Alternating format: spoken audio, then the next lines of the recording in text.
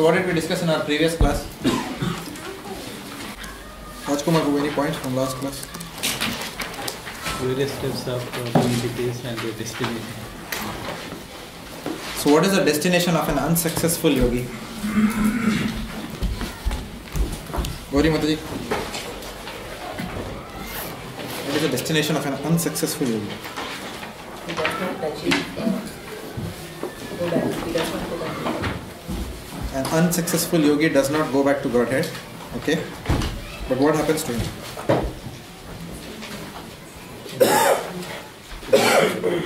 What are the two types of unsuccessful yogis? Madhavan?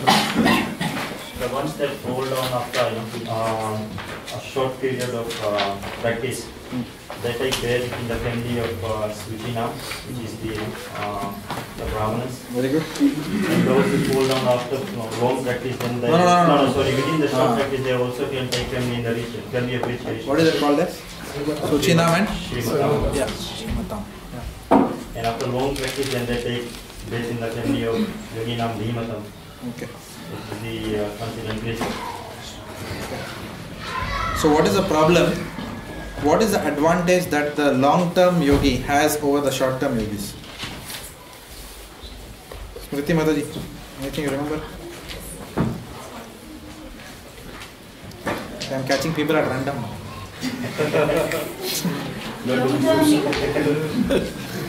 Long-term yogis still take the birth in a Acharya or Long-term yogis take birth in the family of transcendentalists. like in a spiritual advanced family. Yeah. So like what? So So what about the short-term yogis then? What do they have to do? What do the short-term yogis have to do? How are they disadvantaged? 6th chapter of Bhagavad Gita. Do some dhyana. You have to do some dhyana. Charity. Chanting and following charity. So the short-term yogi has to work harder. That was the point we saw. Because the short-term yogi does not have the same environment to practice serious devotional service. In devotional service, vyavasayitmika buddhi is very important. Single-pointed focus is very important. Now, why does the short-term yogi struggle despite his birth in a high Brahmana family or a wealthy family? Why can he struggle? Because he has the same facility to fall down, because if we take a birth in a rich family... Which verse are we referring? Which verse says that if you have lot of wealth, then the resolute determination for bhakti is difficult? That's what I want. Ye dhamana na evar hati abhitatum. Kunti Maharani says that if you have a high parentage or excess wealth, then doing bhakti, tivra bhakti, little bit difficult, because all these things can go to our head and digress us from the goal of life. Okay, so what else did we see in the previous class? So what is the advantage that children born in Mahesh Prabhu? What is the advantage that children born in transcendental families, what advantage do they have? They get introduced to devotional service from very, very early age. What is that word which we used? Samskara. Samskaras means what? Impressions which are formed at an early age in life. It's called as samskaras. Samskaras also has a different meaning. We said last time, samskara also means some processes which we do in devotional service, like a Garbhadana samskara or whatever. So this samskara means impressions which are formed early on in life. So children born in these transcendental families receive deep Krishna conscious impressions early on in life.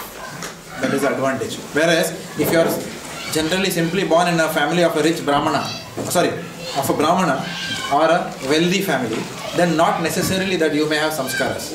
But because of your past, you will have a tendency to go to spiritual life, which if you choose out of your free will, then it is facilitated because you have to work lesser in that sense, because you have a lot of wealth. So at least you don't have to, work for your living. You can focus on bhakti nicely. But sometimes that wealth again can go against your bhakti. And Short term, roughly, what duration does that mean? Prabhupada doesn't mention it. One lifetime or 2 lifetimes? If I say anything, I'll be speculative. Prabhupada has not said what is short term and long term. But you can understand. So basically, he says non-practice of yoga. So how much you have to one life is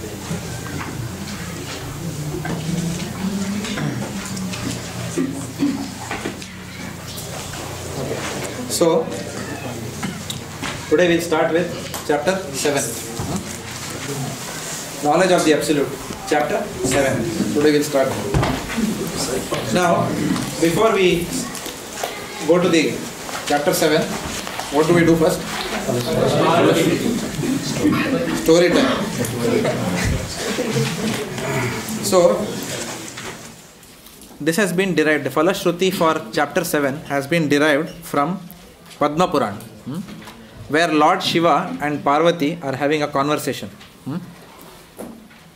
Now, Lord Shiva is explaining to Parvati that there is a place called Pataliputra, which is nowadays called as Patna, okay, which is in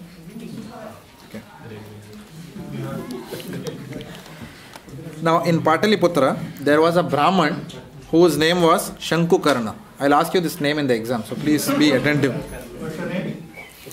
I was just joking. Shankukarna. क्या फर्क पड़ता है क्या नाम था? There was a Brahman called Shankukarna. Okay. Now this Shankukarna was a wealthy businessman. Now he was a Brahmana, but he was doing job of Vaishya. He was a wealthy businessman. He had amassed a lot of wealth. And in fact, so much wealth he had that kings used to dine at his house. But because of his wealth, he never took to bhakti process seriously in his life. He neither did bhakti nor was he involved in karma kand. Neither did he do. So for his forefathers, he never did any pinda or shraddha, nothing. Neither did he perform any bhakti. The other quality of this person, whose name was Shankukarna, was that he was most miserly person. Very miserly person. And whatever wealth he acquired, he used to bury it under the ground, outside his house. Somewhere he used to bury, in one secret place. So once upon a time, he was going along with his children and relatives for his fourth marriage. Yeah, fourth marriage. Okay. Even I saw that. Fourth marriage like that. So what happened was, as he was going, he stopped at one particular place in the night to take rest. While taking rest, a snake came and bit him. And they called the doctors and mantra, tantra, everything they tried. Okay, but nothing worked. And Shankukarna left his body. He died. Now after he died, he received the body of what is called as a Preta Sarp. Preta Sarp means snake ghost. Don't ask me what that is. Okay, both are equally scary. So, but he was a combined in one, 2 in 1. Snake ghost he was. Okay. Snake can also be ghost? I don't know. That's my question also. But he was a snake ghost. Preta Sarpa. Sukdev Prabhu, you have any idea what is Preta Sarpa? Snake ghost. He was thinking about the snake when he left his body, and he didn't deserve another body, so he got a ghost. But it is Snake okay. So Preta Sarpa, snake ghost. My assumption was that he had a snake body, but then he also had some kind of a human, kind of a consciousness. Because if a snake starts speaking, you'll obviously, snakes don't speak. When a snake starts speaking, then you have, you call it as a snake ghost maybe. Looks like that to me. Okay. So the extraordinary snake, not ordinary snake, ghost snake. Okay. So Preta Sarpa. Now he was always thinking of his wealth. That's why he got this body. And he had buried it somewhere. So he had dug a hole and he was living there to protect his wealth. But after some time he got tired of his body. And he wanted to get liberated from that particular body. So what he did was, in a dream, he came to his own sons. He had many sons. So to all the sons, he came in a dream and told them, look, I have been guarding this wealth here. I'm sick and tired in this ghost body. Now, can you please liberate me from this body? That's all I want. Now, the children all heard this dream, and next day morning they started discussing. Now, the eldest son out of that, whose name was Shiva, he was more greedier than the others. Okay. So when he heard this father's instruction, what was the father's instruction? Liberation. Yeah. So what did he hear? There is money inside. He heard only that. So immediately he took a sickle and shovel or whatever, and he went to dig that place. And he started digging. Now as he started digging, he encountered a snake hole, and out of that snake hole popped his father, Shankukarna, the snake ghost. Okay. And then Shankukarna, when he saw this person digging away, he asked, "Oh fool, who are you?" So Shiva said, "My dear father, I am your son. So what are you doing? There is wealth buried here. I am trying to dig that wealth." He said, "You fool, I also told you that you must do something for my liberation. You conveniently forgot. You only remember the wealth part. Right? And therefore you have started digging now. So do something for my liberation. I am fed up in this material body."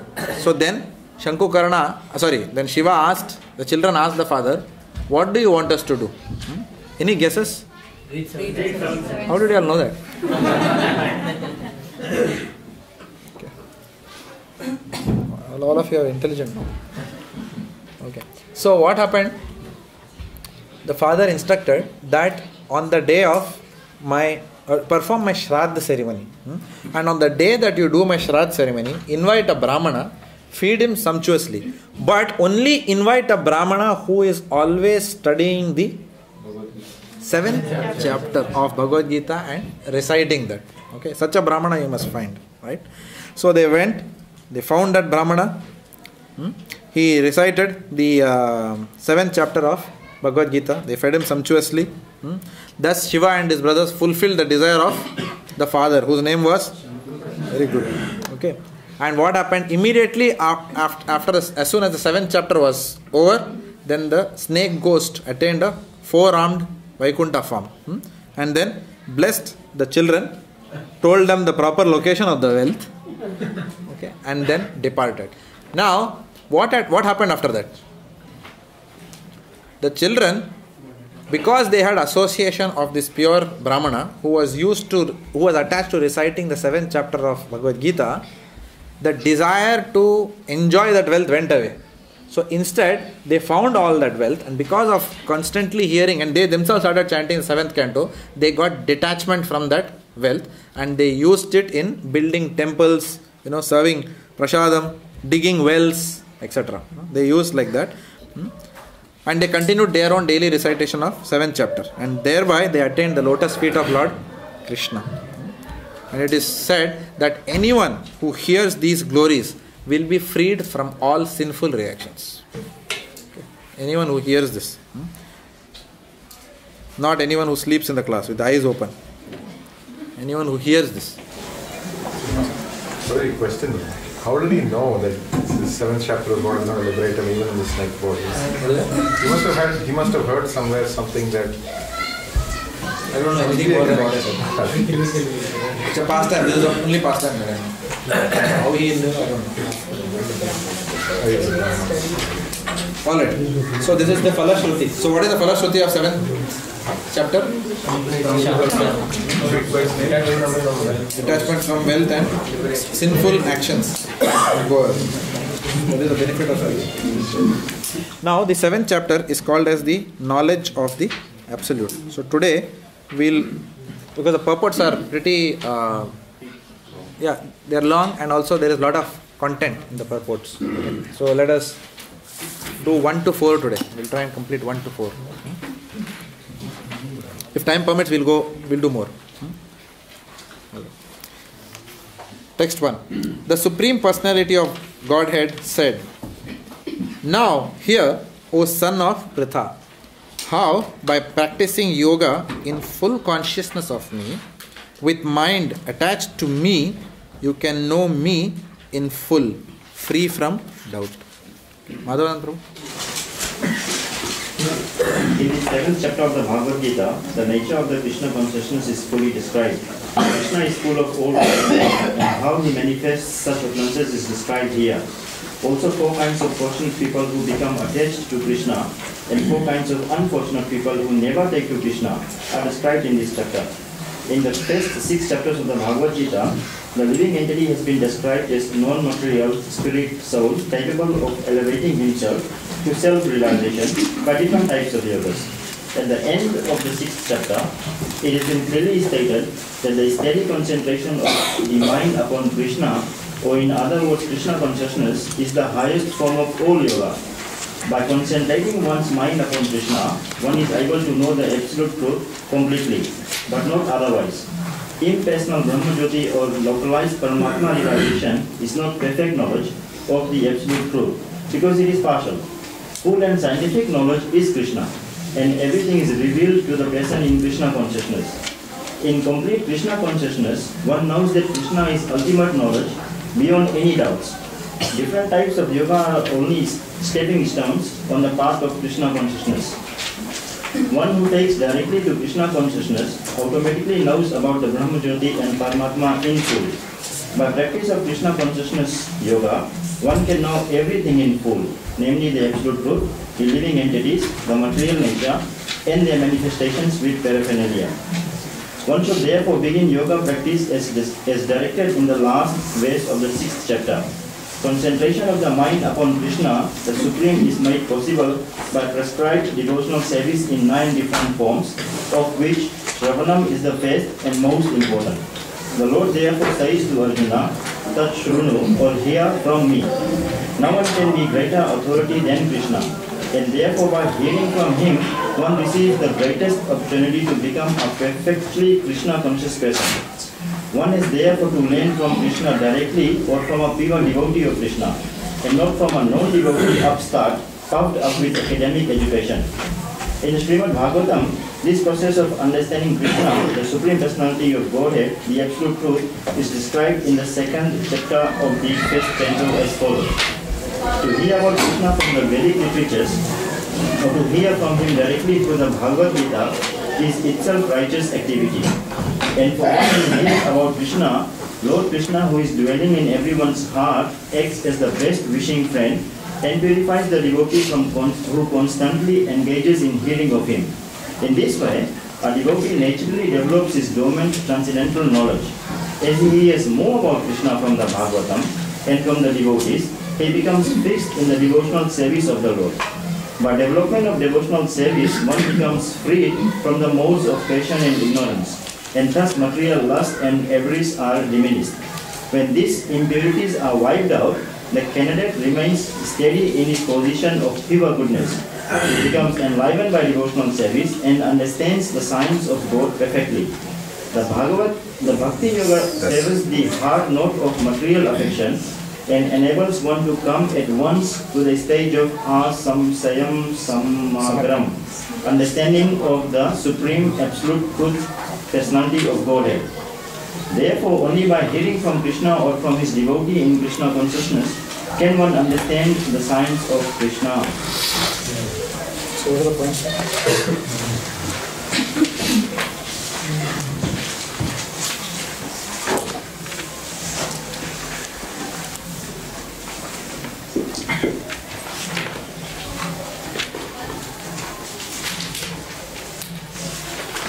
Hearing is the most. Hearing about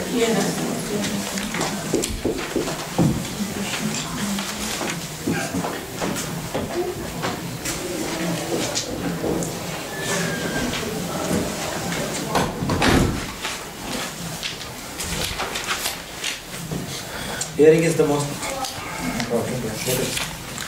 There are so many points which are made. By Krishna conscious process, one can realize the other features of the law, which is Paramatma realization and Brahma realization. It's like a postgraduate person will know the subject of previous high studies and lower studies. So something like that. So he will realize automatically all these things.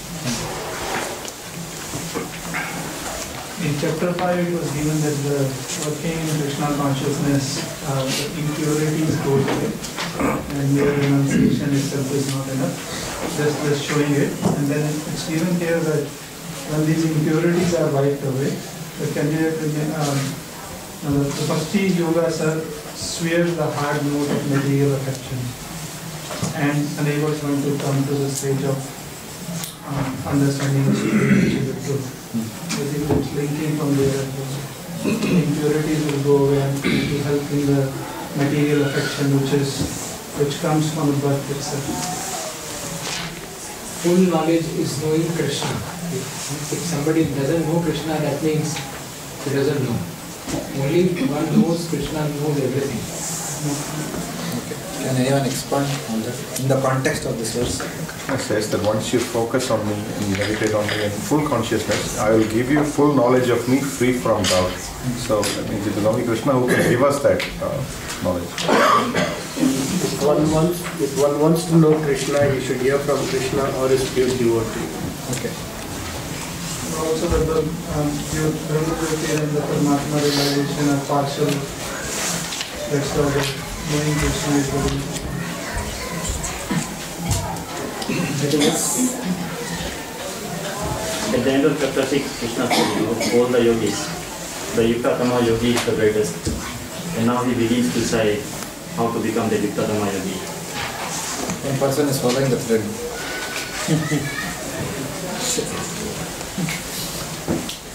So I think you have read the context. You have read the notes, right? It shows you speak. Yeah. Good. Keep it up. And Prabhupada always says the sun, sunrise, and for the Brahman realization. So if one knows about Krishna, he automatically knows about Paramatma. Okay, anything else? Okay, so the key word here, if you go back to the translation, the Supreme Personality of Godhead said, now here, O son of Pritha, how? Okay. So sometimes, we have this 5 W's and 1 H, no? What do you call that? 4 W's and 1 H. What, when, how, why? 5 W's and 1 H here. So this is answering the question, how? Okay. Let me elaborate. Chapter 7, essentially, it's marking the beginning of Bhakti Yoga. So essentially now we are entering into a section where it's all, right now, we have seen all kinds of yogas. It's like you've seen kind of khicharis of all yogas before. We started with that Sankhya Yoga, then it went to Sakama, Nishkama, Buddhi Yoga, so many, and then we migrated to Jnana, Dhyan. Now we are entering the sections of Bhakti Yoga. Right from chapter 7 up until chapter 12, there is a heavy focus on Bhakti Yoga, and the Lord is keeping that in the center of the section. Like that. So, now, true to the, if you see the title, Knowledge of the Absolute, it could have also been titled Knowledge of God. Why has it been titled Knowledge of the Absolute? Knowledge of God and absolute truth is not on the same level. Very good point. Srila Prabhupada writes where? In the Bhagavatam, the opening line Srila Prabhupada writes is, the conception of the absolute truth and the conception of the Supreme Personality of Godhead are not on the same level. Prabhupada writes that first very famous opening sentence, the Srimad Bhagavatam. Why? Why the conception of the absolute truth and the conception of God are not on the same level? Why? He is not God, the absolute truth? God means controller. The general understanding of God is being a controller, but the Lord can take pleasure being controlled as well as controlling others. What is originally God? Originally God is what? A coward boy. So that is a basic thing we need to understand. That's what most people fail to understand. They can't understand that at the end of the day, Lord Krishna is a simple cowherd boy. Incidentally, Bhagavan also. Like that. He is doing his Bhagavan feature through the various Vishnu features. But Lord Krishna, the original absolute truth is Brajendra Nandana Krishna. Like that. That is originally the conception of absolute truth. Okay, who is interacting with his intimate devotees in the Mukhya Rasas, who relishes forgetting that he is God. That is absolute truth. He likes to forget that he is God, and he wants to taste the love of his devotees rather than just releasing universes, managing karmic whatever karmic phenomenon in the material world. No, that is, yes, there are Vishnus for doing all those things, but the higher conception of God is the absolute truth.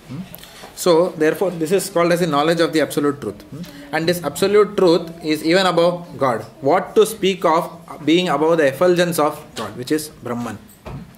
So therefore Lord Krishna is speaking. This chapter Prabhupada has aptly titled Knowledge of the Absolute. So that's why he is using the word always me, me, me. You see how many times me has been used. No? How by practicing yoga in full consciousness of me, with mind attached to me, you can know me. Right? Everywhere he is writing me, me, me. So there is a personalism which is involved here. So Lord Krishna, the friend of Arjuna, is enabling him to understand his opulences without any doubt, like that. So there is a mood. The friendly mood of Lord Krishna is coming about here. So in 6.47, the previous chapter, at the end of it, Lord had said to concentrate on him with full faith. Go back to 6.47. What was that? Yoginam api sarvesham mat gater nakarachana. Shraddhavan bhajate yomam same yukta tamamataha. So Shraddha. So Lord had told that you must, of all the yogis, the one with great faith and one who abides in me, thinks of me within himself and renders transcendental loving service to me. He is the most intimately united with me in yoga, and he is the highest of all. That is my opinion. So he is telling Arjuna to concentrate on him with full faith. So what to do he has already told. Now how to do is being told in this chapter. So faith is the genesis or origin of remembrance. If there is no faith, then there is nobody will remember God. The faithless people don't remember God, right? So from faith, only if we have faith, then we will engage in the process of bhajana kriya. Shraddha, sadhu sangha, then bhajana kriya. If shraddha is not there, then there is no sadhu sangha or bhajana kriya. What is bhajana kriya? Bhajana kriya is the 9 processes, Navavida Bhakti. Shravanam, Kirtanam, Vishnu Smaranam, which is remembrance of the Lord. So without that basic faith, there is no possibility of remembrance of the Lord, because there is no faith in the first place. So why will someone remember him? And remembrance is the essence of purification. At the end of the day, why are we always asked to do attentive chanting? What is the meaning of attentive chanting? Attentive chanting means remembering the Lord while chanting, not remembering our boss, remembering our bank balance, remembering whether share market has gone down, whether property prices are going down in Melbourne, remembering how which devotee has hurt me. All these things come when we start chanting. Or simply sometimes, some people are very fortunate. They don't have any of these thoughts. Why? Because they are asleep while chanting. Okay. So they are in a different world while chanting. So that is also possible. So where there is no disturbance, absolute, you are at samadhi, like that. And then somebody has to, just tap you, Prabhuji, like that. Utho thoda. Chanting karo. So like that. So all of us struggle with this aspect of remembrance. So out of the whole process of chanting, the most purifying bead or beads, what to speak of rounds, are those where we have remembered and chanted. So that is where that essential purification is coming from. We are calling out to the Lord. We were telling in Mill Park program today, we were discussing one paragraph This is from the verse Raja Vidya Raja Guhyam Pavitram Idam Uttamam, 9.2 we were discussing. And we were discussing the pastime of Saraswati, the daughter of Malati Mataji. And So when Prabhupada hid her Krishna, I think, was it a doll or So, and then Saraswati was crying out, I want Krishna, where is my Krishna, where is my Krishna? And that was a learning for all of us. That is how we should cry out for Krishna. That is what was said. So, but we don't cry out to the Lord at all. We at least for myself, many rounds go by when I have not even thought of Krishna. And I am realizing after many rounds that I am chanting. Like that. So that happens. So that remembrance is the essence of purification. So faith is the basis of remembrance, and remembrance is the essence of purification. Now, that faith will come and increase with knowledge. We cannot remember if we don't have faith and we don't have knowledge. How can you remember something or somebody about whom you don't have any knowledge? Right? Suppose you have to think about, let's take some personality. Suppose you have to think about Thomas Alva Edison. Then there is something you have to remember about him, to think about him. We know one thing, bulb, he invented. Now beyond that, at least I can't go. I don't know of anything to remember. So if I am constantly thinking Thomas Alva Edison, beyond the bulb I can't go, because I know only one pastime of his. He invented the bulb, right? Correct? I can't go beyond that. So therefore, I don't have much knowledge about his pastimes and activities. So that knowledge is required to be able to do that remembrance, which will eventually lead to purification. So that is why the Lord Krishna is giving us this knowledge of the Absolute, so that we all are able to remember him properly. Now, this knowledge is required to be given. The knowledge of his opulence is also required for us. We need to know that, otherwise we may doubt Lord Krishna's position. If we don't have knowledge about Lord Krishna, we will doubt his position. There are many people who just, there was, I think someone told me there was one conference, in India, and then some members of another sect, they were holding this conference trying to ridicule Hinduism. Of course, we know that what we are doing is not Hinduism, it's Sanatana Dharma. But then the people who were ridiculing thought that it was Hinduism, and they thought that they were ridiculing Hinduism. And the people who represented Hinduism also did not understand Bhagavad Gita. So there were fools who were trying to debate with another fool. Right? So one fool succeeded in convincing another fool that what kind of God this is who is going around with other men's wives. How can you call this person as God? And then everyone with their head hung in shame. Yeah, actually it's correct. One should never look at others' wives, and they'll come back after that. So what is the knowledge that you have about Lord Krishna? We think that he is a mundane personality. His pastimes are mundane. Therefore, this knowledge of Krishna's true position is very important for all of us to understand.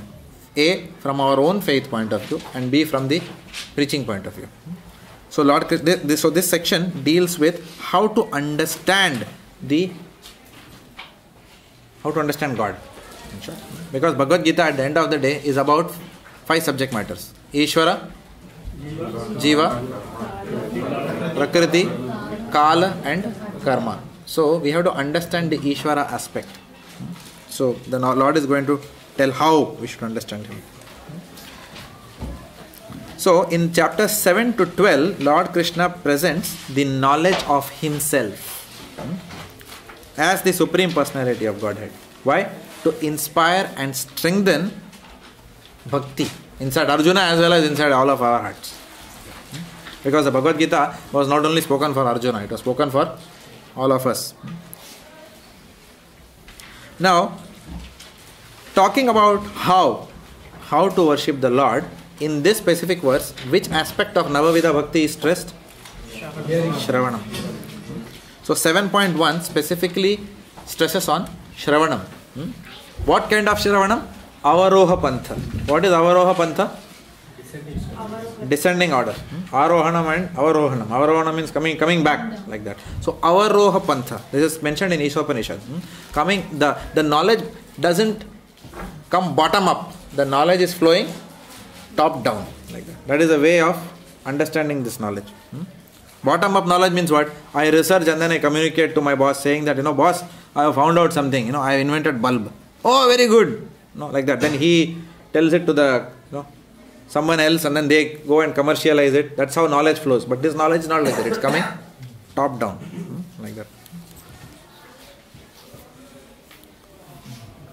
So, in this section, the Avaroha Pantha, the descending process of knowing God is stressed.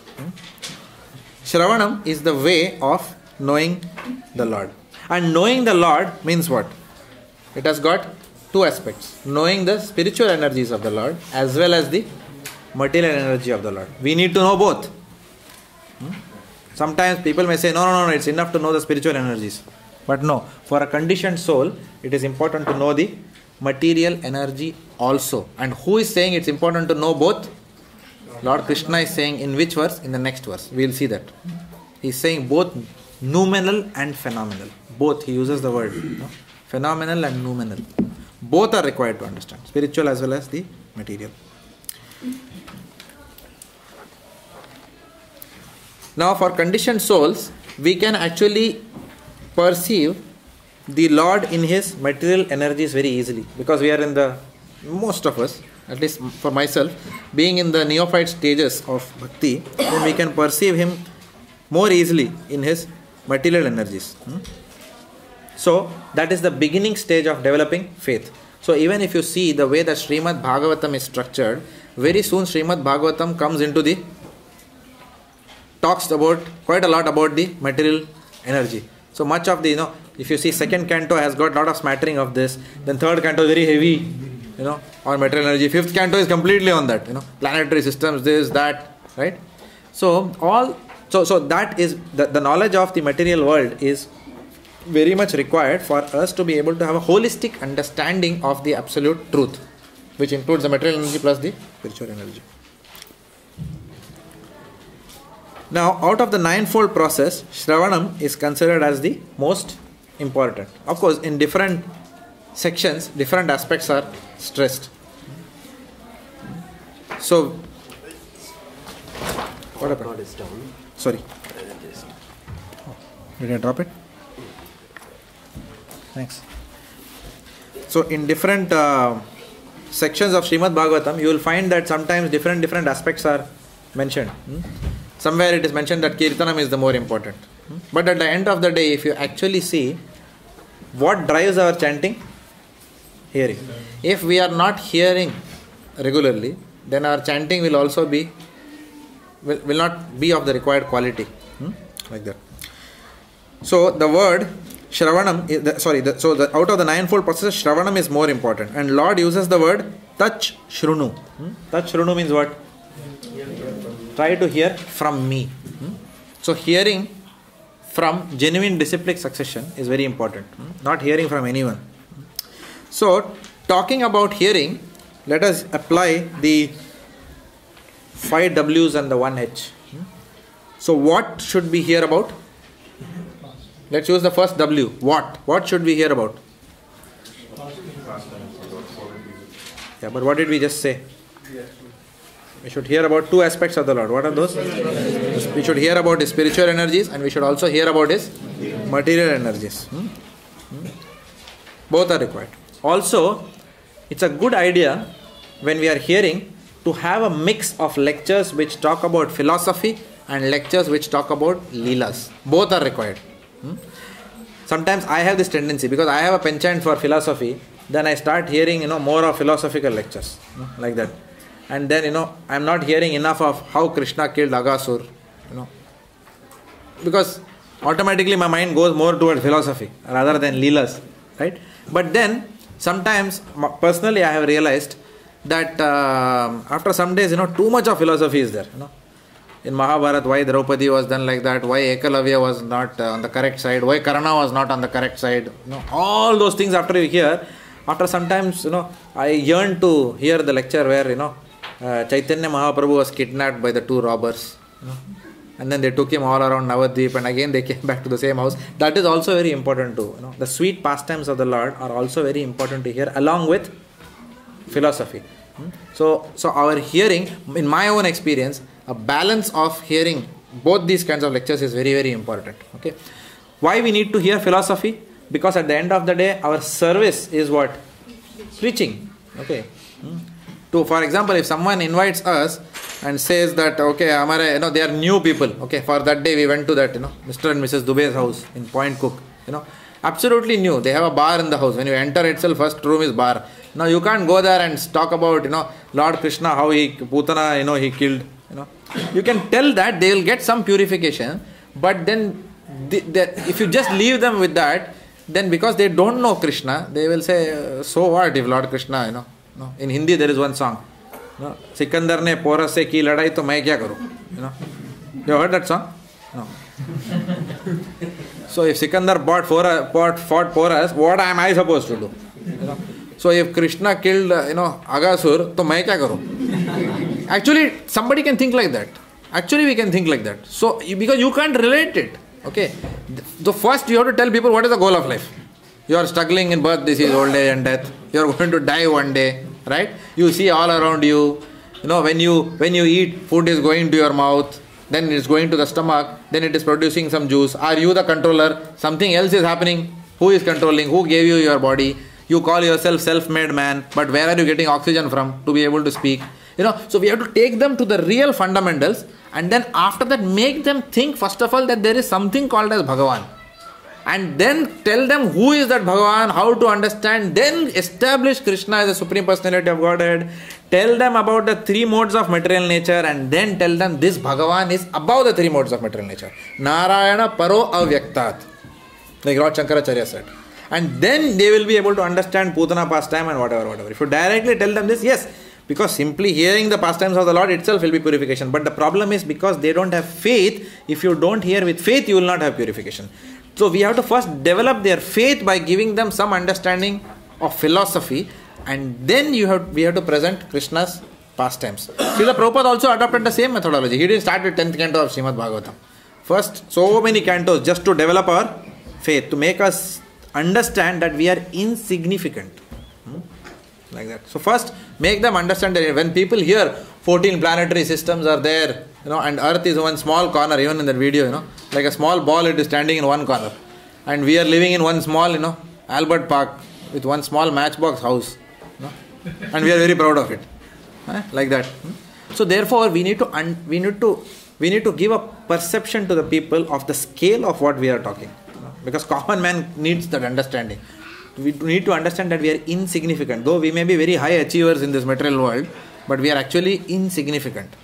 It is just like if ants are having marathon race and one ant is running with huge load and all the other ants are clapping, and then there is a prize distribution ceremony going on here. And then you are looking at it and say, what's the big deal here? One step and all those ants are killed. Similarly, someone is looking at us also. I am a big general manager, vice president. They are thinking that gone. If they do foo, then tsunami. That is tsunami for us. Correct? No? Correct? So, if I take, Kadambakaran Maharaj tell this example. If you take a sugar, in one bowl, and if you start, and the sugar is falling, the ants are looking at, me, for example, if I am doing that, they'll say, oh, what a demigod, great demigod is there, They are showering, from the heavens, food is showering from the heavens, like that. But I am thinking that's just something, nothing, it's just 1 teaspoon of sugar. Like that. So what we think is very significant in the eternal, in the size of the cosmos, if you actually put that, relatively it's nothing. So first we have to make people understand that you are nothing. Then they will become humble. Then they will say, acha bola, kya bolna hai tujhe? Then we can start telling them something. Okay, so that is what is required. So, but for us, so as preachers, we also need to give them the philosophy. But only talking about birth, disease, old age and death, how material world is created, Mahat Tattva Pradhan, all that is fine. But too much of that philosophy is also, if not mixed with what is the true nectar. Bhagavatam is what? Rasamalayam. The true nectar is in the 10th canto of Srimad Bhagavatam. So at the end of the day, that is the section where we all need to come to, albeit gradually. Like that. So this hearing must be from so what must we hear? We must hear about the spiritual energies and the material energies.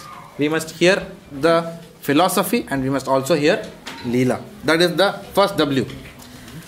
Why must we hear? Why must we hear? Why we must hear about material energy of the Lord? As I said, to develop faith, to understand our own insignificance, but most importantly, what was your answer? To develop a holistic view of the Lord's power. To develop a holistic view, yes. What else? Prabhupada writes, no? You have read, someone read also, no? It's mentioned here. Why should we understand? To cut the knots of material attachment. So we need to understand about the material energy to be able to cut the knot of material attachment. No? When we see a Rolls Royce, then we are all enamored. Oh, what a polish! What nice paint is there on the Rolls Royce?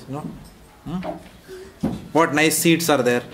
Like that. But what Prabhupada saw in a Rolls Royce? He said, what is your Rolls Royce? He told the press reporter. It is all tin and rubber. At the end of the day, that is what it is. I have first-hand experience of that. When I went with Yogeshwar Govind Prabhu, who has always been there in all my purchases in life. So we started gazing at the Toyota Prius hybrid. You remember that? Red color, cherry red car, and I fell in love with that car. It was so beautiful, And every day I'll come outside, I'll gaze at it for some time. Acha hai gaadi, and then just clean it here and there. Till one day, my good wife, finished it off. And then I couldn't look at that car. It was so horrible to look at, When it had accident, it was so horrible to look at. I said, how can you, love this thing, Not possible, no? So, but the material energy presents itself very nicely. The tin and rubber, when given a particular shape, looks very attractive. But when it takes another shape, you say, oh, is this all? I saw one BMW that day, with completely damaged from behind. And they said, oh, BMW, how, it was, if someone would have seen from the front, he would have been very attracted. When you saw him from behind, you say, oh my God, this is what he paid, $50,000-$60,000 for this car, or maybe more, I don't know. My God. Also, if we understand a woman, for a man, a woman, and for a woman, a man, very attractive. But what is that attraction? You take the most beautiful woman in the world and just remove the top skin, that's all. Just one layer. And then what happens? Actually, it will be scary. It will be like Frankenstein 4. One layer of skin, if you remove, then there is no attraction after that. There is nothing. But everything, just that one layer of skin, oh, beautiful. The whole world runs around that. Mithuni bhav. Pumsastriya mithuni bhavametam. So that is how Maya attracts, deludes us. So the knowledge of this material energy, we need to know about material energy to be able to cut the knots. At the end of the day, we have to know, all this is just a product of material energy, Rolls Royce or whatever. Of course, even after hearing many times, still when you go to car showroom, the story is different there, right? But still, that is why we have to hear repeatedly, not once. Once hearing, nothing will happen. Ek baar suna, bhul gaya. We have to hear repeatedly, again and again. So this is called Hridaya Granthi Abhedanam, cutting the knot of material attachment. Also, we need to hear about the material energies to develop a healthy respect for the Lord before we develop love.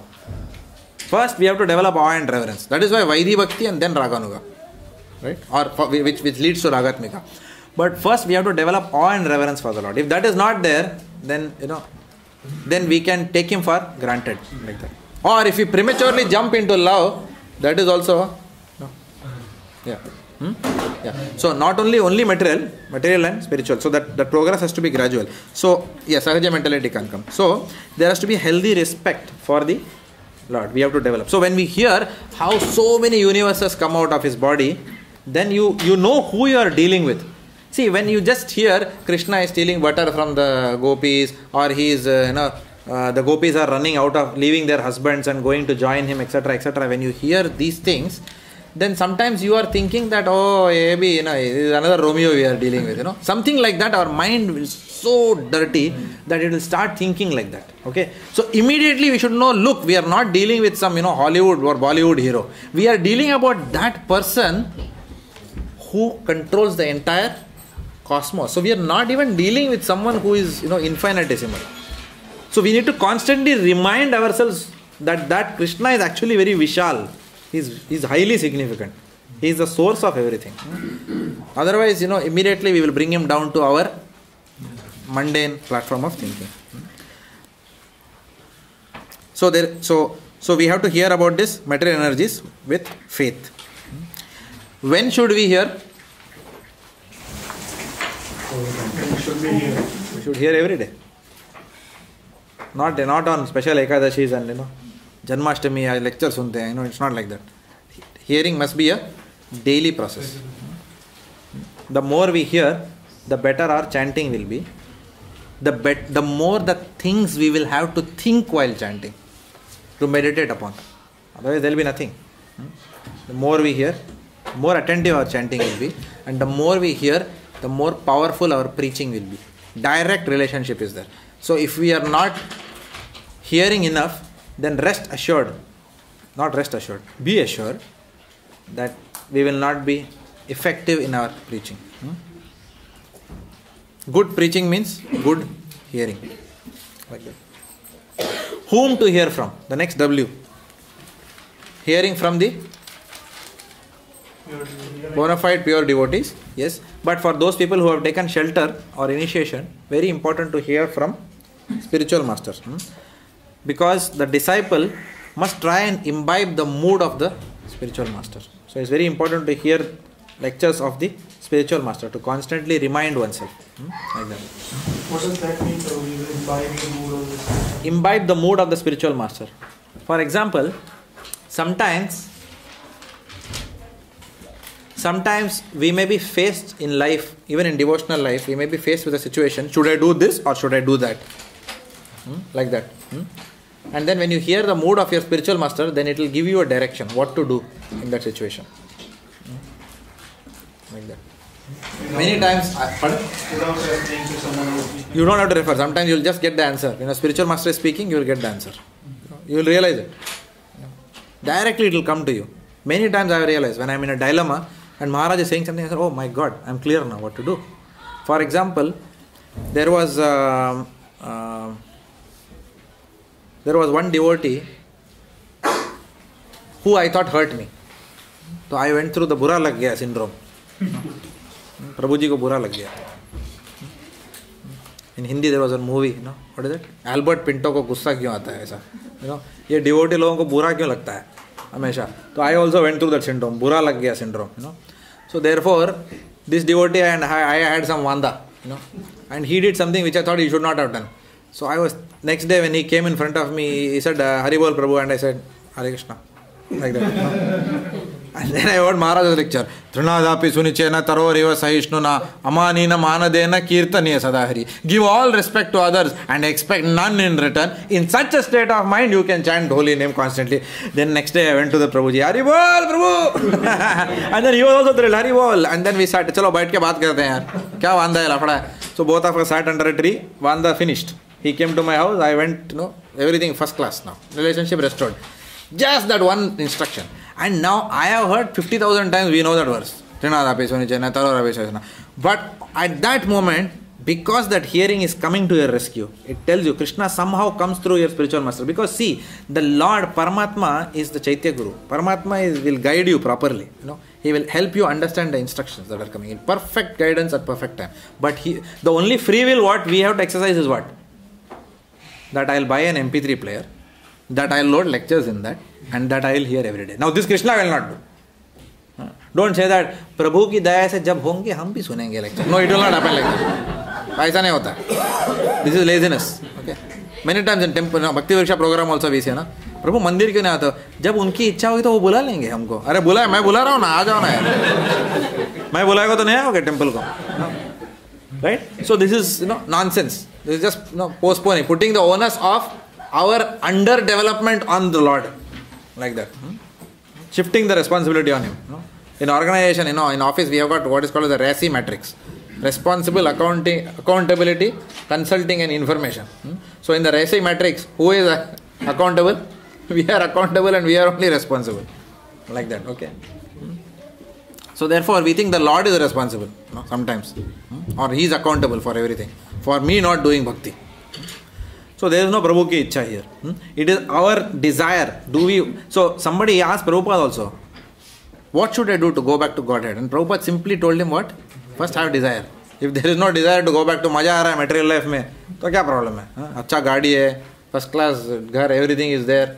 What is the problem? Then you will continue coming back into the material world. So there has to be a healthy detachment from the material world.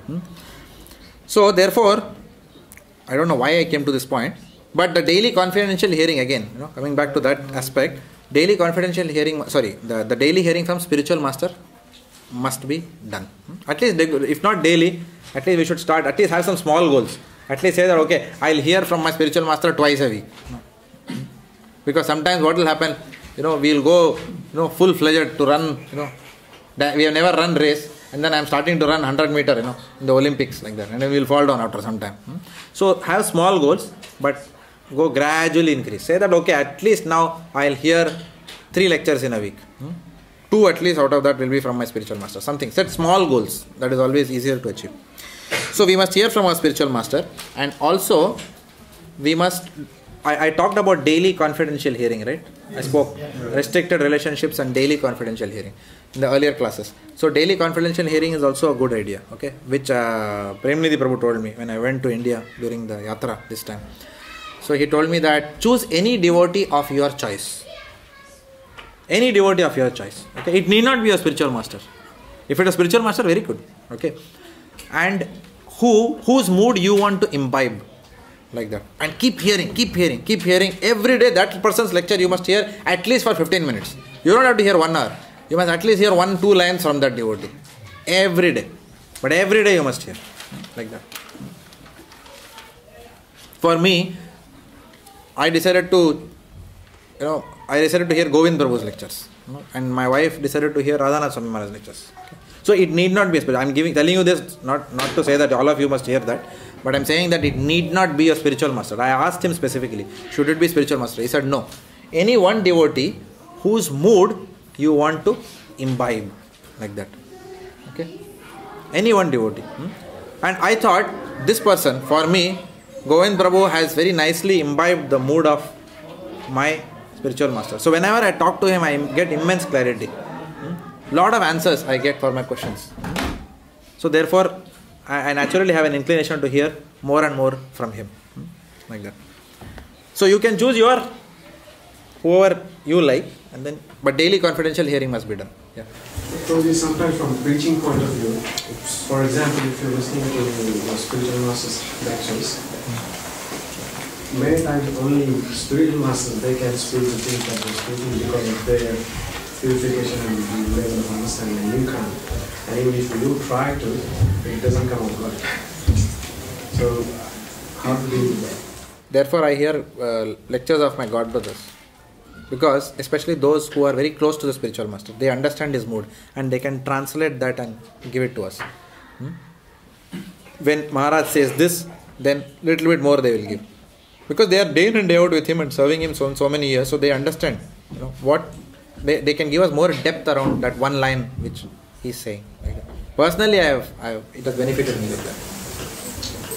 What about Prabhupada lectures? Definitely, it's very good to hear Prabhupada's lectures. Yeah. Prabhupada lectures, yes, Prabhupada lectures also must be heard. Otherwise, what will happen is, like, Sureshwar Prabhu was here. He did a very nice seminar, for all of us. We have to understand that our spiritual master is a representative of, is an agent of Srila Prabhupada at the end of the day. He is giving us Srila Prabhupada. So sometimes, it can happen that, we become so spiritual master centric that we can forget Srila Prabhupada. He may be relegated to the background. That is a very big danger, which he was also saying, like that. Then you will form coteries of spiritual master, me and my God brothers, like that, Those groups will start forming. And that is the end of ISKCON. Because we have to understand at the end of the day, ISKCON is basically Srila Prabhupada, Srila Prabhupada is the Founder-Acharya for us. So at the end of the day, and our spiritual masters also understand that. They are doing that role. Their role is what? To inspire us to serve Srila Prabhupada. To bring us closer to the mood of Srila Prabhupada. That's what our spiritual masters want. But because we don't understand that, we create all these problems within the congregation. It's not the spiritual masters who do it. We create that. Because of our own false egos. Like that. In school, like just like in school, the red house fellows will not talk to the yellow house fellows, something like that. So we bring the same school mentality here also, like that. oh, you are his disciple, etc. But actually it doesn't matter. Yeah. You mentioned about attentive hearing. Said that we have to hear the Mahamantra while chanting, right? But you also said that you have to remember Krishna while chanting. So if you are remembering his pastimes, sometimes it happens that while remembering the pastime, you forget to hear the Mahamantra. No, you are still hearing the mantra because abhinnatvam nama namina. So the name, quality, form, pastime, everything is one and the same. So even if you remember any particular service that you are doing, you can. Yeah. I have asked this question many times, and in fact recently I came across an article also where it is said that you are very well. Prabhupada encouraged. Sometimes Prabhupada has also said. Sometimes Prabhupada gave lecture. Hear attentively, he said. But sometimes also Prabhupada has said that you must meditate on the Lord like that. So both are okay. But usually, my problem is not either of the two. My problem is something else. There is a whole ocean of things which are not concerned with both. Neither the name nor the pastime. I have a bigger problem. Like that. I wish this were the problem. Whether I should hear the holy name or my mind automatically goes to the leelas of the Lord like that. It is a nice problem to have. I don't have the problem, but I can buy that problem from you.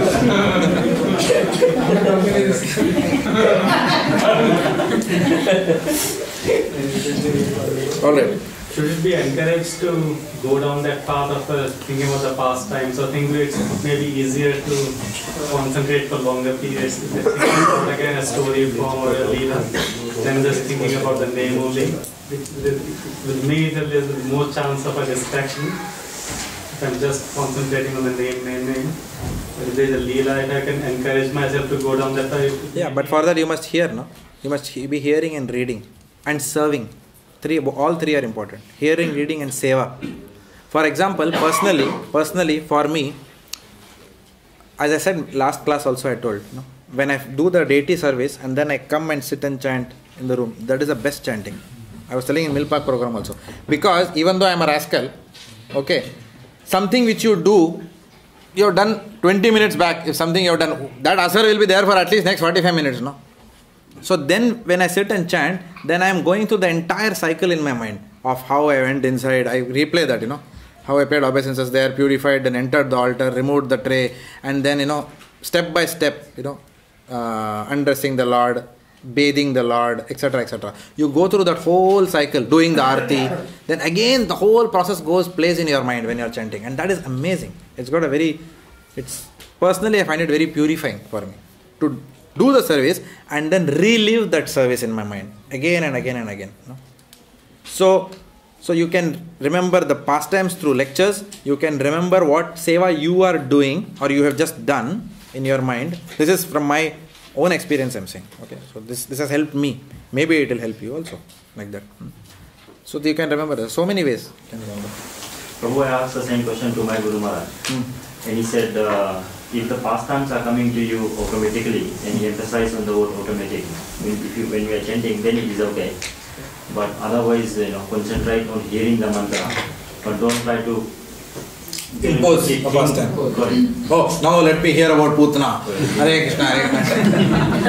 And then he counted the base one, which is Hare Nam, it's not Hare Lila, Hare Lila. Okay, now, so whom to hear? Now, which are the sources that will assist in hearing? Or how do I decide what to hear? Now, a few years back, I got this book as a gift from one of my, in Canada when I was there, my Siksha Guru there. He gave me this book. His name was Rupanuga Prabhu. So, he's been really very instrumental in my early years of development in Krishna consciousness. So, he gave me this book called Gaudiya Kantahar. Any of you heard this book? It's there in our library also. If you want to pick up, go and have a look at Gaudiya Kantahar. So, Gaudiya Kantahar is like, it's a thematic book. So, Guru Tattva, Krishna Tattva, Vishnu Tattva, it will be categorized like that. And under Guru Tattva, all the verses of all the scriptures are quoted. So, if you want to focus on a particular topic, suppose, and it helps, what happens is in Bhagavad Gita, when you are giving class on Saturday or Sunday on Bhagavad Gita, then it's not so challenging because in one sense, you can choose your verse. But if you have to give Bhagavatam class, you can't choose your verse because it's coming in sequence, You are only given a roster. Prabhuji, you have to go on 29th of May, you have to give a class. And then you are thinking and estimating, okay, if this Prabhu does Monday this Prabhu covers Tuesday, then I may land up with this verse or aage piche, verse, like that. So then for preparing for giving a Bhagavatam class, then you have to understand what is the running theme which is going on. So you have to catch the theme. Sometimes 2-3 themes may be going on. So you have to catch the central theme there. So even if you land 1 verse or 2 verse here and there, you can still manage the class like that. So this is a challenge in giving a Bhagavatam class like that. So what you can do is, one can pick up a theme, go to Gaudiya Kantahar, bang, you will get the theme on top, and then you will get all the verses, and then search in that verse who all have lectured. Does it make sense or no?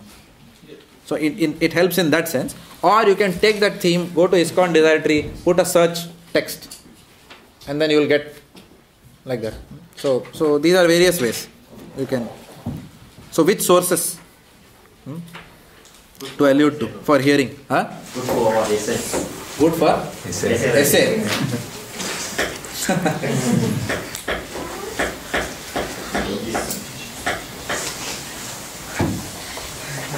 Now, talking about hearing, we have to understand one thing. Unless, what is the highest service? Preaching.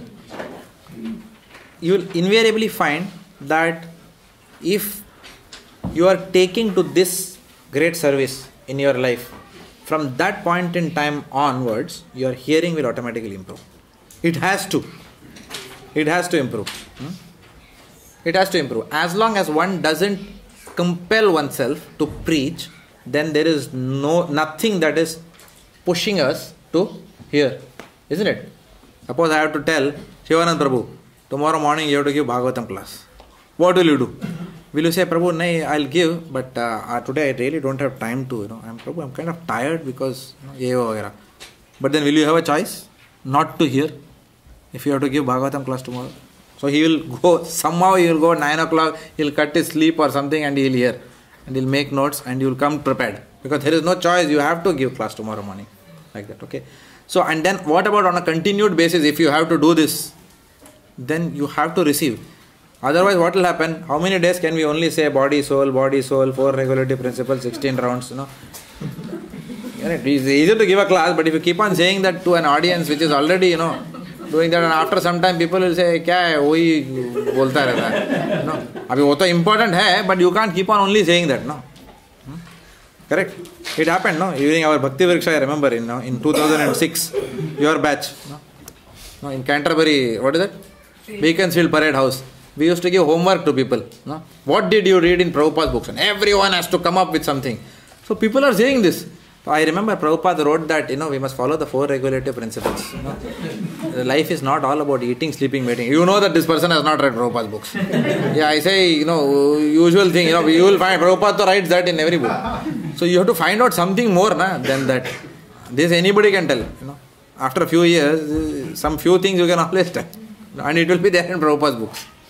So then we started telling them that now you will study Bhagavad Gita this verse to this verse and you will find an answer to this question. Then they started reading seriously like that. So therefore, this unless we compel ourselves to preach, sometimes we may find that our hearing, there is nothing pushing us. We need a kick on the backside to be able to do something, to be able to hear. Yeah. It happened in our program last Sunday. Somebody said, why Shiva is the Supreme Personality of Godhead. It's written in one of the Bhagavad Gita.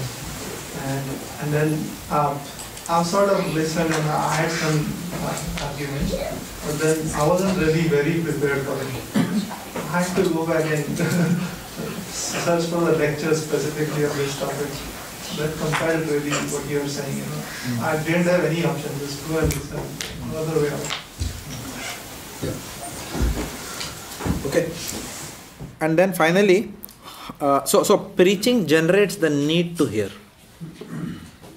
Preaching generates that need in your life to hear. Automatically it will drive you to hear. That's the beauty of preaching. It's a very, very important point. Now, how to hear? We have seen what to hear, when to hear, why to hear, everything. How to hear? hearing attentively. It's very important. Once I was attending, in Canada, I told you, I used to attend many Bhagavatams. So there was Mridul Krishna Sastri ji who had come, to Toronto. So I went and, went for the Bhagavatam, Bhagavad Sapta. And he sings very nicely. He's a very good singer.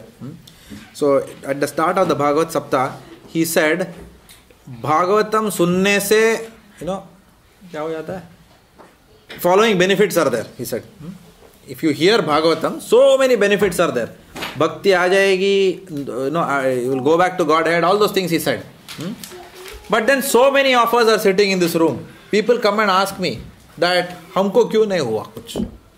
So then Mridul Krishna Sastri said, because there are two types of people who hear. One is called as the Shrota. Shrota means one who hears very attentively. And one is called as the Sota. Sota means what? One who is eyes are open but sleeping in the class. So therefore that hearing must be attentive. So even when we are hearing lectures on the MP3 player, especially I have found, if I hear lectures, especially of Govind Prabhupada, if I hear, every word is very important, what he says, every sentence. And I have to go back 10 times, kya bola, like that, Because every sentence there is something. Suddenly he'll make some point saying that, how to see Krishna when he is not there, when he is not coming. How to see Krishna when he does not come. Then that is something, you want to go back. What did he say? How to see Krishna when he does not come. So there are so many things that he says, I have seen, that I have to go back. So it's a good idea whenever we are hearing lecture to have some small book and then make notes of special points that are there. So they remain etched with you. They remain always there for you to go back and. And also it's a good idea to always tell whatever you heard. I have personally again benefited by that. When I hear something, I immediately go home and obviously, Yamuna Lila is there, so we share. So what? I immediately tell. I heard this interesting point from Govind Prabhu. And sometimes she also tells me, I heard this from Radhanath Maharaj. He said like this. Or Bhakti Rasamrit Maharaj said this. Or Devamrit Maharaj said this, like that. So this, sometimes it happens. And then you remember, when you discuss it with someone, then it stays with you longer than if you have just heard and never told anyone about it, like that. So immediately we should speak about it. In Milpak program also, today Indra Mataji was asking me how to remember verses. When I by heart one, how do I remember? So, personally for me what works is that always use the verse in preaching. Immediately find some opportunity and use the verse. Like that. Then you will remember that verse. By constant usage, you will remember. It will become second nature. Then it will come automatically. Like that. Okay, so, now hearing, how to hear attentively with notes. Hearing must be from two aspects. One is personal application and one is preaching application. We should remember both when we hear. As we hear, so we preach. Now Srimad Bhagavatam, first canto, second chapter, 17 to 21 verse. Talks about steps for advancement. And Srila Prabhupada in fact has asked all devotees to memorize all the verses of the second chapter of the first canto. All those. Nashta Prayashu, Abhadreshu, Nityam Bhagavad Sevaya, all those verses. Hridayantastohi Abhatarani. All those verses, Prabhupada said that one must by heart. Because they are all gems. Each verse is a gem in the second chapter of the first canto of Srimad Bhagavatam. 17 to 21.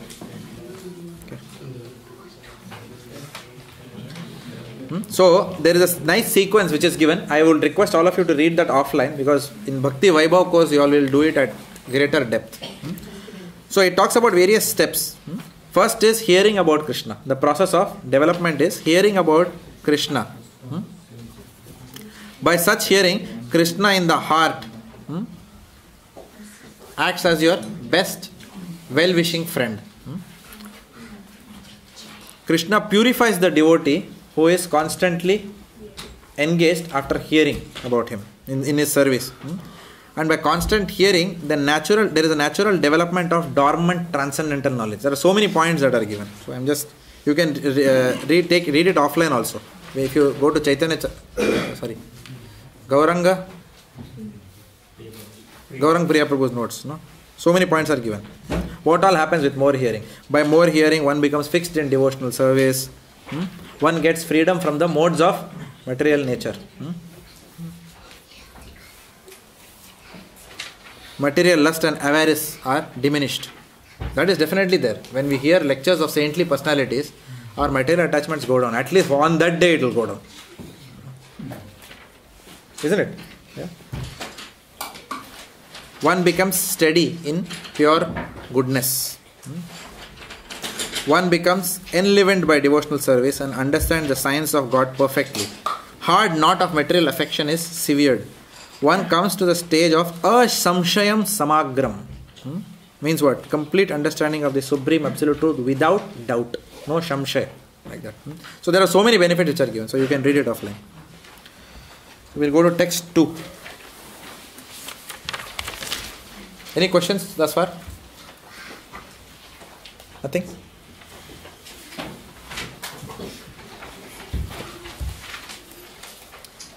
I shall now declare unto you in full this knowledge, both phenomenal and numinous. This being known, nothing further shall remain for you to know. Come, okay, you all read. Who wants to read? Raji.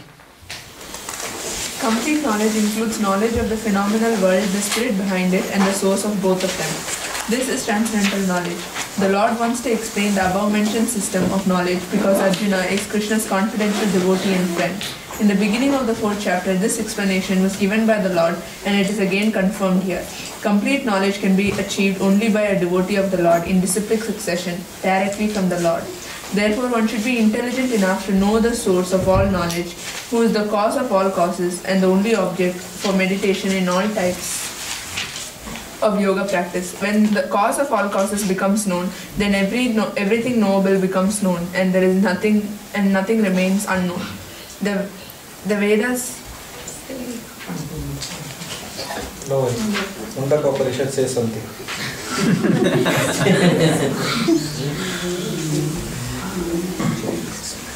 What is the point? Yeah. Nothing else to be known. Nothing else to be known of. Definition of complete knowledge.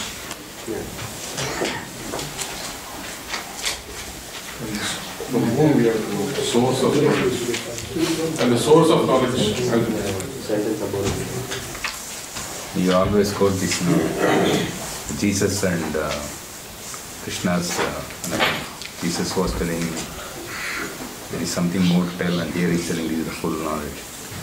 Good point. I thought you stole my notes. Our leader told this.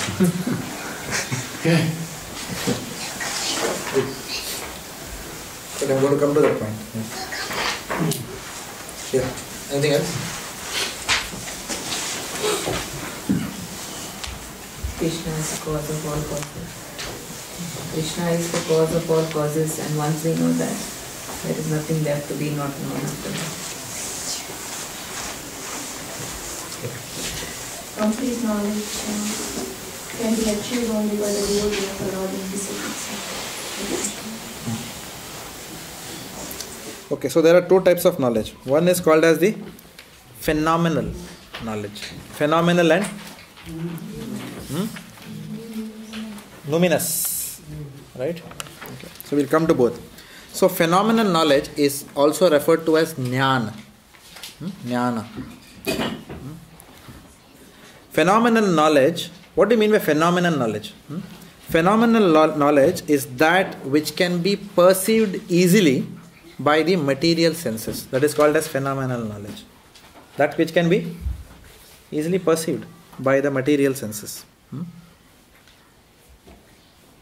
Or, in a very general sense, it also refers to knowledge, knowing that we are not the body but we are the spirit soul. That also comes under jnana, phenomenal knowledge. However, in this section, when Lord Krishna is using the word phenomenal knowledge, he refers to Lord refers to his own energies, knowledge of his energies. Like that. So this phenomenal knowledge is called as jnana. Then there is a numinous knowledge. That is called as vijnana. Jnana and vijnana. What do you mean by numinous? Yeah, realize knowledge, but yeah, what is that is Vijnana. Numinous, what does the word numinous mean? Spiritual. Yeah, spiritual, yeah. Numinous means anything which is characterized by a sense of a supernatural presence. That is called as numinous. Anything which is characterized by a sense of supernatural. Anything which is involving divinity in one sense. Which has got that divinity aspect in it. The power or presence of divinity. That's called as numinous. Now, Sripad Ramanujacharya says that in this context, Vijnana refers to knowledge of Krishna's form. So, Jnana refers to Krishna's energies and Vijnana refers to Krishna's form. So, this is a commentary which Burijan Prabhu has given. Surrender unto me. Therefore, complete transcendental knowledge means what?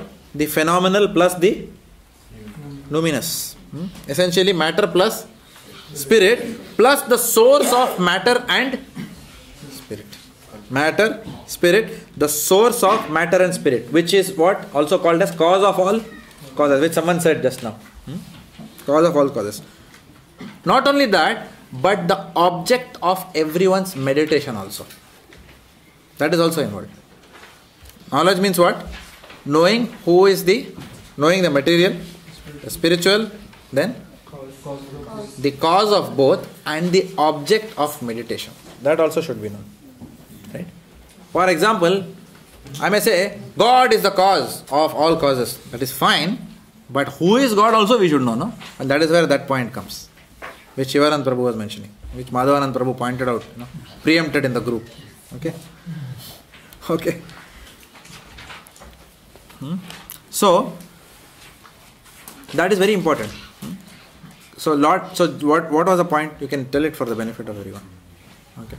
So, Lord Jesus, when he came to spread the message of God, Lord Jesus didn't come to spread Christianity. Whatever he spread was known as Christianity later on, because he was Christ, like that. But he came essentially to give Sanatana Dharma, the message of love of God. But what happened? People still don't have an idea of who is that Bhagavan. Somewhere God is fine. But what is the name of that God? Like that. That is not there. Also, Lord Jesus, at the time of winding up his pastime, what did he say? There are many things that I need to tell you, but you guys are not ready for it. Like that he said. Contrast, Lord Krishna says, Lord says that whatever I have told you, there is nothing more to be known. So there are two different sides. If you see, like that. So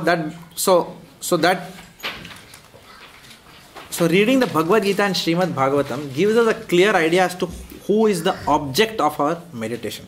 Otherwise, as Bhakti Rasamrit Maharaj said, in his one day he was invited, you remember that past time we discussed it.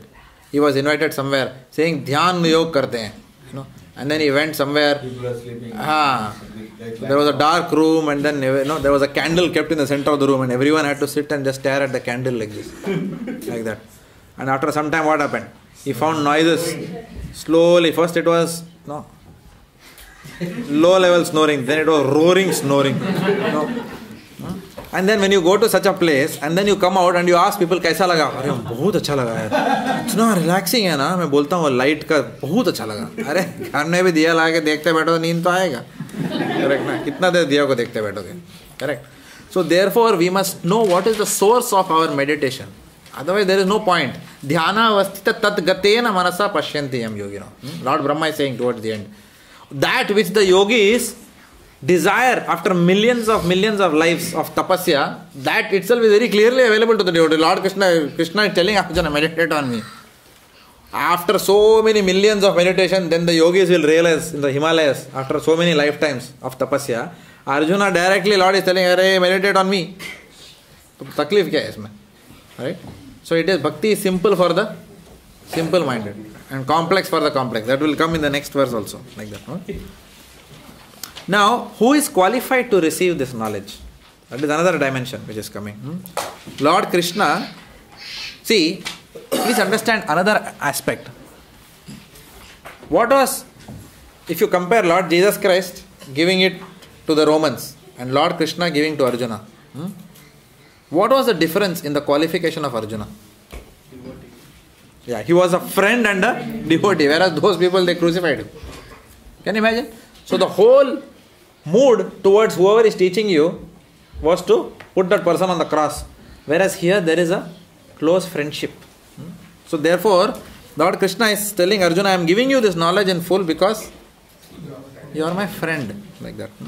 So because of friendship. So with this, what do we understand? Same point which we have belabored so many times in this class. Siksha will flow only when there is a relationship. If we don't have a relationship with some Vaishnava, they will never advise us anything. वो छोड़ो यार उसको, कौन लपड़े में पड़ता है? Everyone will say Hari बोल. प्रभु आप जो करते हो, अरे आप तो महान हो. That's all. That means there is no relationship then. Relationship means somebody is interfering in our life and somebody is there to correct us, right? Otherwise, the most dangerous thing is to be what? To become a senior devotee. Senior devotee syndrome. Most dangerous thing in spiritual life. Because nobody will tell us anything. बोलते अरे उनको कौन बोलेगा, वो senior devotee है. So it is up to us. The ownership is on all of us not to become senior devotees. Of course, we will become senior devotees when we preach to people, but outside of that, not superimposing a seniority on ourselves, like that, because of our age, or I know I have been coming to this temple since 15, 20 years or 30 years, whatever, like that. We'll get into this syndrome. I've been coming so many years to this temple, but nobody respects me nowadays. The young people, they are not these devotees, nobody comes to me for advice, like that. Why do you want someone to come to you for advice? So that you feel senior, like that. So see the mood. I am senior devotee. Nobody is coming to me for advice nowadays. I don't know what is happening in this congregation. But then the question, what the person has to ask in the mirror is what? Why do I need? Hang on, my dear spirit soul. Why do I need people to come to me for advice? What does it satisfy inside my heart? Why am I feeling the need to impose myself as as the advisor of someone, like that? So these are all anarthas. So we have to be very careful. I don't know why I drifted to this point. Yeah. So Siksha will flow only when there is whenever we perceive ourselves as lower than the others. It's very easy. Where there is potential difference, current will flow. If there is no potential difference, nothing will flow. Correct? So two people have to be at different levels. For one, at least the person accepting oneself at the higher level is the easier job. Accepting the lower level is a difficult job. So somebody has to subordinate for Siksha to flow. So this is very important. So this aspect is also coming across in this text. Any points here? Okay. Out of many thousands amongst men, and this is a very famous, this is a key memory verse. Okay. Out of many thousands among men, one may endeavor for perfection, and of those who have achieved perfection, hardly one knows me in truth. So Lord Krishna is telling, so the essential points here is that Prabhupada says that bhakti is actually bhakti at the end of the day is a simple process. But it is not easy. Bhakti is simple process, but not easy. Like that. Why? Because bhakti is a process which does not need any material qualification. It just needs some degree of simplicity. Like last class we discussed, if we had the consciousness of our Johnny Jai Jagannath Prabhu, how easy doing bhakti is.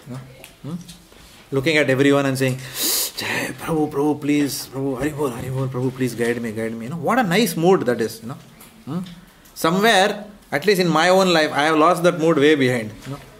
I used to have some semblance of that mood I used to have when I was new in Krishna Consciousness, where we used to go for Bhakti Vriksha programs in Toronto, and people used to ask us, who are you? Prabhu, we are just neophyte devotees, we have come. And actually we meant it and said, Today, we may taunt and say that, Prabhu, मैं तो neophyte हूँ यार, आपको तो पता ही है, मुझे कुछ नहीं आता है. Then actually you are not feeling neophyte there. Or थोड़ा ऐसा, sarcastic way of saying, Prabhu, I am neophyte. Especially when you are angry with someone, you say, Prabhu, I am neophyte, okay? So that is not real. Andar se kidhar feeling a neophyte, which means I am saying, Prabhu, I am not a fool, but okay, I am neophyte. Like that. It's all, there is nothing there. There is no integrity there in that statement. It is something, taunting, sarcastic type statement. But those days, genuinely there was a feeling, because everyone was senior. No, किसी के साथ क्या envy है? किसको envy करेगा? I don't know anyone. Everyone is senior, and then of course from their side also everyone wanted to advise us. So I remember those days. So one Prabhuji was driving us somewhere. Then we went to the satsang. Another Mataji saying, कौन है? नया है क्या? किसका गाड़ी में आया? वो प्रभु के साथ. वो तो चोर है. बाप रे, माताजी बोलता है वो चोर है. And even now I'm thinking like that. चोर है वो. See, after so many years, that one impression which that lady put in my mind about this person, it remember even now when I think of that person, वो चोर है. But that person has actually helped me. He used to do this. He used to do so much of service for us. So this is the problem. So we should not become like those people. That's what I'm saying. At that time, we were very vulnerable like that. But one good thing was that we used to take everyone seriously. We didn't say that this Mataji is blaspheming that, so therefore we will not deal with this Mataji. That was also not there. It was very simple. Okay, नहीं ठीक है, माताजी का कुछ तो problem होगा, let them sort it out. For us, both of them are senior. Actually, that is a very nice mood to have, and we were very peaceful there. But then gradually, after a few years, what happens? Then all that simplicity goes away, and slowly we start becoming senior devotees, complex personalities, like that. So when you come to the temple, like I told Nityanand Prabhu once told me, we have forgotten how to come like an ordinary man to the temple.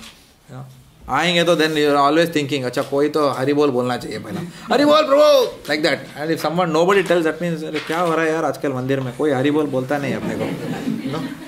No, like that. The mind is really, really tricky. It wants puja pratishtha. Come on, take it.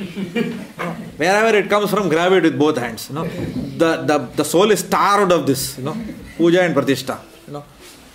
So like that, we have to be very, very careful about this syndrome. So bhakti is actually a very simple process. We are complicating it with our false ego and so many things which we add to it. Otherwise, it's very simple. Trinadapi sunichena tarori vasaishnuna amanena mahadena kirtanya sadhiri. Give all respect to others, expect none in return. Very difficult. In such a state of mind only we can chant constantly. That is why we are not able to attentively chant, because it is filled with gandh.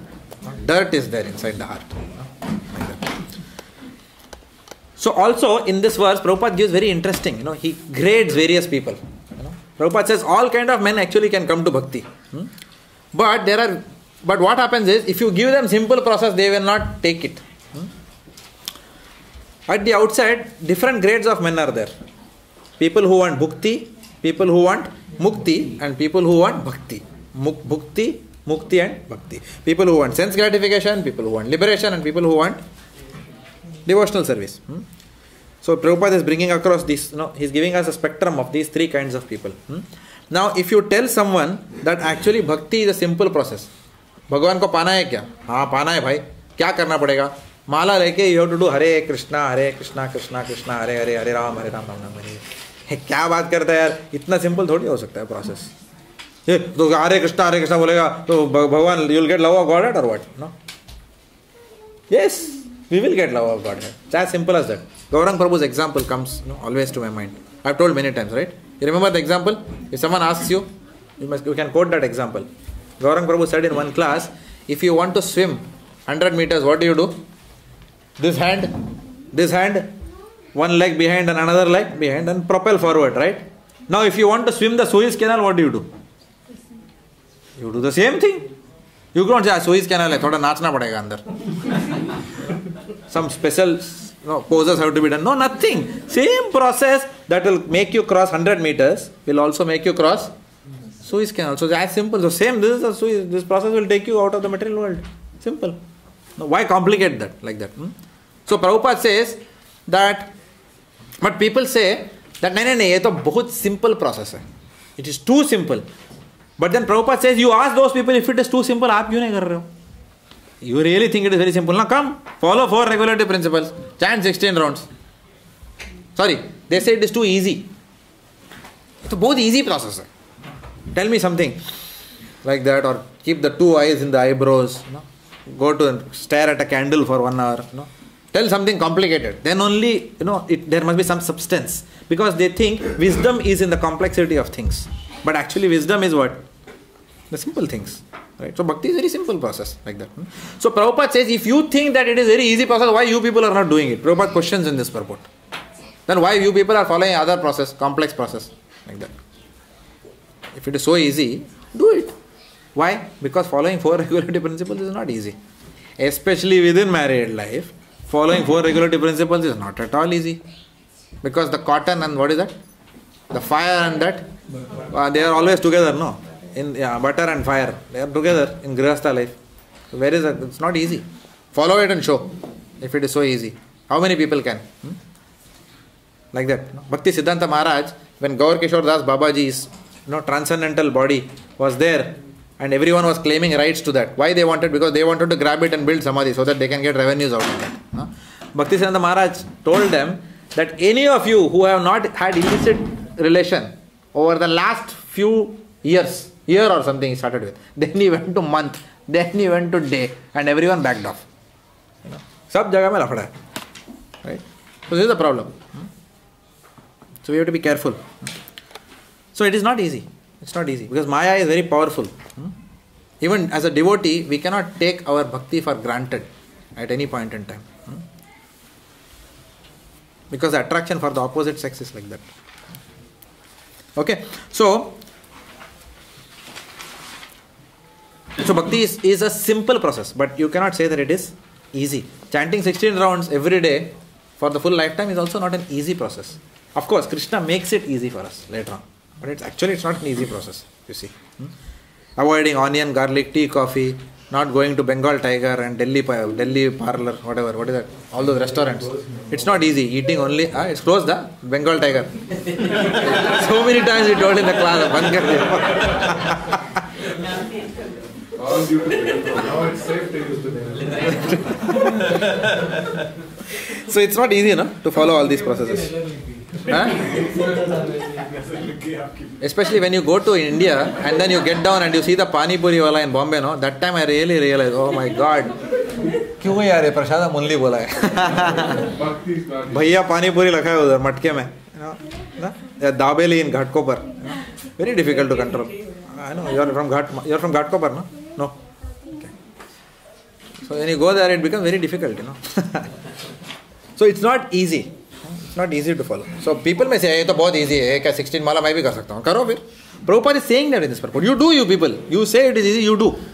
In fact, your Ashtanga Yoga may be pretty bit easy. Of course, that is also difficult, but this is it requires integrity. To really follow 4 regulative principles and chant 16 rounds all attentively. Really needs integrity for doing that. Okay, so that is one point Prabhupada brings. The other point is Srila Prabhupada quotes Shankaracharya, who said Narayana para avyakta. So Krishna is beyond the material manifestation. So that is why it is said that hardly one knows me in truth. Because anything which is of the material energy, one can still know. But Krishna is beyond the material manifestation. So it's really difficult to know him. Like that. Now, as I said, non-devotees are arguing, this is very easy. Sometimes they argue like that. Or sometimes there are other non-devotees also. They will also say, nahin, ye to bahut mushkil hai. I want something easier than this. That also is there. So some devotees say it is too easy to give us the results. And some people will say it is too complex for attaining love of Godhead. So therefore I will go for some other approach. Like Gaurang Prabhu says in Saints and Swindlers, when we are used to living our life with inferior products, we bring the same mentality, or when we are used to getting things cheap, then when we come to bhakti also we think this is also, idhar bhi kuch saste mein mil jayega Bhagwan. Anywhere, somewhere this sale is there, discount. Actually Mahaprabhu's sale is there only. Our whole movement is sale. Sale laga hai. Krishna Prem ka sale laga hai idhar. Correct? Mahaprabhu is giving free of cost to everyone. Chant holy name, you will go back to Godhead. But people will not accept. They want still easier process. So when you want easier and easier process, then who will come into your life? The cheaters will come. The next point Prabhupada mentions is devotional service without Vedic authorization is a disturbance to society. And in this verse, The word Tattvata he used. Kaschin mam veti Tattvata. Tattvata means to know Krishna as he is. So Krishna is the last word in Brahman realization. Prabhupada writes, Lord Krishna is the last word in Brahman realization. Who can know that? Only the pure devotees of the Lord. So we have to understand that we are from a material standpoint, we are used to understanding material variegatedness. We can understand material variety very easily, right?